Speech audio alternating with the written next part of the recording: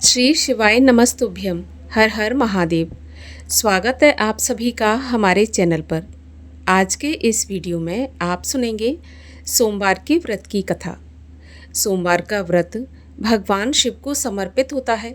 भगवान शिव की पूजा करने से और व्रत रखने से, कथा सुनने से जातक की सभी मनोकामनाएं पूर्ण होती हैं। अगर किसी वजह से मान के चलिए व्रत नहीं भी रख सकते तो भी कथा तो अवश्य ही सुननी चाहिए। कथा सुनने मात्र से ही भगवान शिव की कृपा से सभी प्रकार के रोग दोष दूर होते हैं और भगवान शिव की कृपा प्राप्त होती है। ऐसा माना जाता है कि सोमवार का व्रत करने से चंद्रदेव की भी पूजा और आराधना स्वतः ही हो जाती है। और अगर चंद्रदेव की पूजा आराधना करते हैं तो इससे मन को शांति और माता से संबंध भी अच्छे होते हैं। तो इसीलिए सोमवार का व्रत करना चाहिए। अगर नहीं कर सकते तो कथा तो अवश्य ही सुननी चाहिए। आज के इस वीडियो में हम आपको सोमवार के व्रत की कथा सुनाने जा रहे हैं। अगर आपको कथा पसंद आए तो वीडियो को लाइक करके शेयर करिए, चैनल को सब्सक्राइब कर लीजिए। तो आइए प्रेम पूर्वक पूर्ण श्रद्धा भाव से शुरू करते हैं सोमवार के व्रत की कथा। एक साहूकार था जो बहुत ही धनवान था। उसको धन आदि किसी प्रकार की कोई कमी नहीं थी, परंतु उसके संतान न होने के कारण वह अत्यंत दुखी रहता था। वह रात दिन इसी चिंता में रहता था और इसीलिए वह पुत्र की कामना के लिए प्रत्येक सोमवार को शिवजी का व्रत और पूजन किया करता था।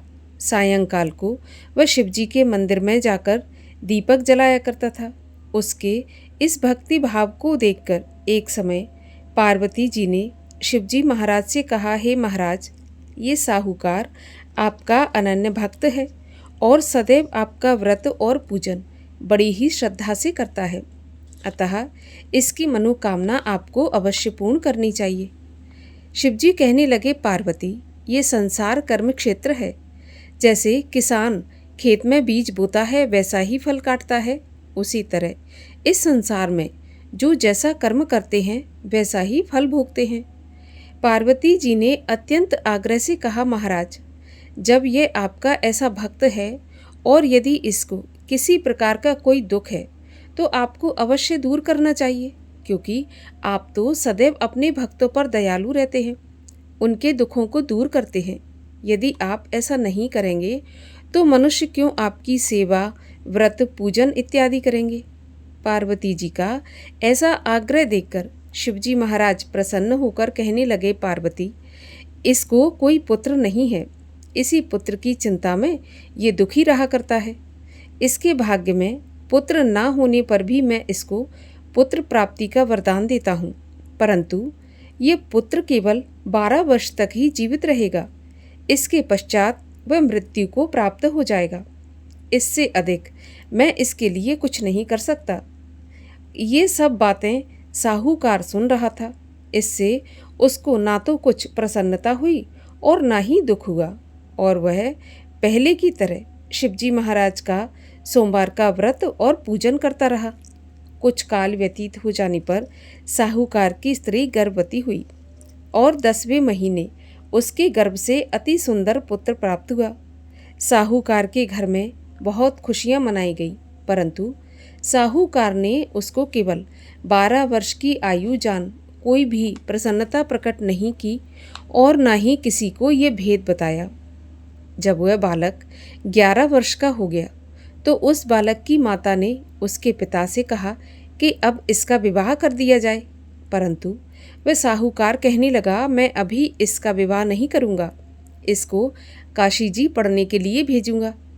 फिर उस साहूकार ने अपने साले अर्थात बालक के मामा को बुलाकर उसको बहुत सा धन देकर इस प्रकार कहा कि तुम इस बालक को काशी पढ़ने के लिए ले जाओ और रास्ते में जिस जगह से भी जाना वहाँ यज्ञ करते हुए, दान देते हुए और ब्राह्मणों को भोजन कराते हुए जाना। इस प्रकार वह दोनों मामा और भांजे सभी जगह यज्ञ करते, ब्राह्मणों को भोजन कराते जा रहे थे। तभी रास्ते में उनको एक शहर पड़ा। उस शहर के राजा की कन्या का विवाह था और दूसरे राजा का लड़का जो कि विवाह के लिए बारात लेकर आया था, वह लड़का एक आंख से काना था। तो लड़के के पिता को इस बात की बड़ी चिंता थी कि कहीं दूल्हे को देखकर कन्या के पिता विवाह के लिए किसी प्रकार की अड़चन पैदा न कर दें। इस कारण जब उसने अति सुंदर सेठ के लड़के को देखा तो मन में ऐसा विचार किया कि क्यों न दरवाजे के समय इस लड़के से वर का काम ले लिया जाए। ऐसा विचार करके राजा ने उस लड़के और उसके मामा से भी कहा, तो वे दोनों राजी हो गए और साहूकार के लड़के को स्नान आदि कराकर दूल्हे के कपड़े पहनाकर और घोड़ी पर चढ़ाकर दरवाजे तक ले गए और बड़ी ही शांति से सभी कार्य संपन्न हो गए। अब वर के पिता ने सोचा कि विवाह कार्य भी अगर इसी लड़के से करा दिया जाए तो इसमें बुराई क्या है। ऐसा विचार करके उसने लड़के के मामा से कहा कि यदि आप फेरों पर कन्यादान का काम भी करा दें तो आपकी बड़ी कृपा होगी और हम इसके बदले में आपको बहुत सारा धन देंगे। तो उन दोनों ने ये बात भी स्वीकार कर ली और विवाह कार्य बहुत अच्छी तरह से संपन्न हो गया। परंतु जिस समय लड़का जाने लगा तो उसने राजकुमारी की चुनरी के पल्ले पर लिख दिया कि तेरा विवाह मेरे साथ हुआ है, लेकिन जिस राजकुमार के साथ तुमको भेजेंगे वह एक आंख से काना है और मैं काशी जी पढ़ने जा रहा हूँ। उस राजकुमारी ने जब अपनी चुनरी पर ऐसा लिखा हुआ पाया तो उसने राजकुमार के साथ जाने से इनकार कर दिया और कहा, ये मेरा पति नहीं है, मेरा विवाह इसके साथ हुआ ही नहीं है, वह तो काशी पढ़ने गया है जिसके साथ मेरा विवाह हुआ है। राजकुमारी के माता पिता ने अपनी कन्या को विदा नहीं किया और बारात वापस चली गई। उधर सेठ का लड़का और उसका मामा काशी जी पहुँच गए। वहाँ जाकर उन्होंने यज्ञ करना और लड़के ने पढ़ना शुरू कर दिया। जब लड़के की आयु 12 साल की हो गई तब एक दिन उन्होंने यज्ञ रच रखा था और उस लड़के ने अपने मामा से कहा, मामा जी आज मेरी तबीयत कुछ ठीक नहीं है।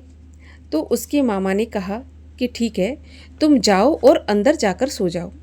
लड़का अंदर जाकर सो गया और थोड़ी ही देर में उसके प्राण निकल गए।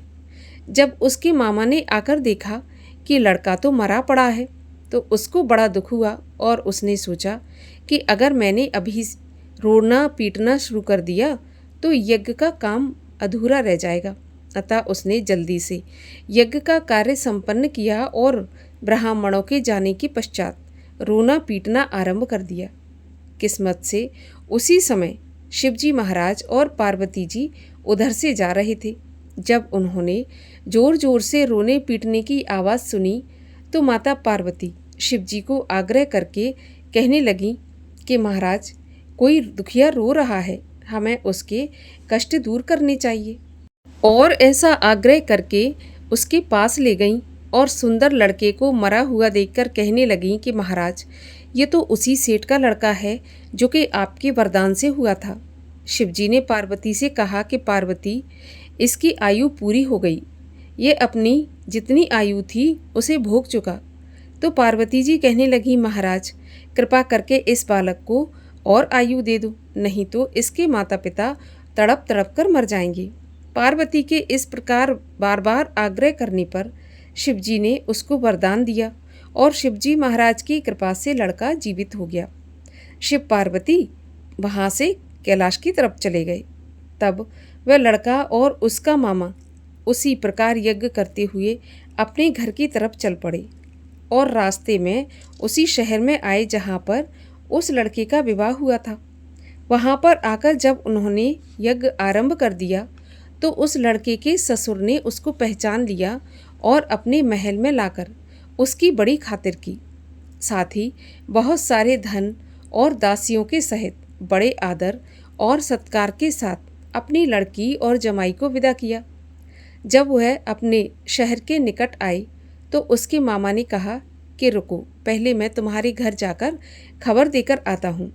उस समय उसके माता पिता अपने घर की छत पर बैठे हुए थे और उन्होंने ये प्रण करके रखा था कि यदि हमारा पुत्र कुशलता से घर वापस आ जाएगा तो राजी खुशी नीचे आ जाएंगे, नहीं तो छत से गिरकर अपने प्राण दे देंगे। इतने में उस लड़के के मामा ने आकर ये समाचार दिया कि आपका पुत्र आया है, लेकिन उनको इस बात का विश्वास नहीं हुआ।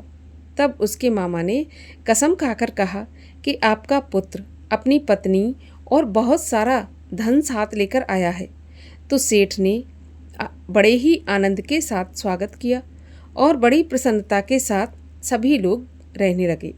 इसी प्रकार से जो कोई भी सोमवार के व्रत को धारण करता है अथवा इस कथा को पढ़ता या सुनता है, उसके दुख दूर होकर उसकी समस्त मनोकामनाएं पूर्ण होती हैं। इस लोक में नाना प्रकार के सुख भोग कर अंत में सदा शिव के लोक की प्राप्ति होती है। बोलिए शिव शंकर महादेव की जय, माता पार्वती की जय। और आइए अब सब मिलकर करते हैं भगवान शिव की आरती। ओम जय शिव ओमकारा, स्वामी हर शिव ओमकारा, ब्रह्मा विष्णु सदा शिव अर्धांगी धारा। ओम जय शिव ओमकारा, एकानन चतुरानन पंचानन राजे, हंसानन गरुणासन वृषवाहन साजे। ओम जय शिव ओमकारा, दो भुज चार चतुर्भुज, 10 भुज ते सोहे, तीनों रूप निरखता त्रिभुवन जन मोहे। ओम जय शिव ओमकारा, अक्षमाला वनमाला मुंडमाला धारी, चंदन मृग मद सोहे, भाले शशिधारी। ओम जय शिव ओमकारा, श्वेतांबर पीतांबर बाघांबर अंगे, सनकादिक ब्रह्मादिक भूतादिक संगे। ओम जय शिव ओमकारा, कर के मध्य कमंडल चक्र त्रिशूल धरता, जग करता जग हरता, जग पालन करता।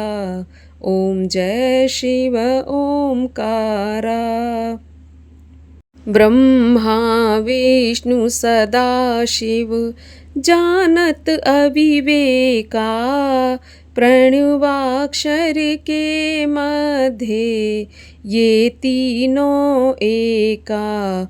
ओम जय शिव ओमकारा, त्रिगुण शिव जी की आरती जो कोई जन गावे, कहत शिवानंद स्वामी मन वांछित फल पावे।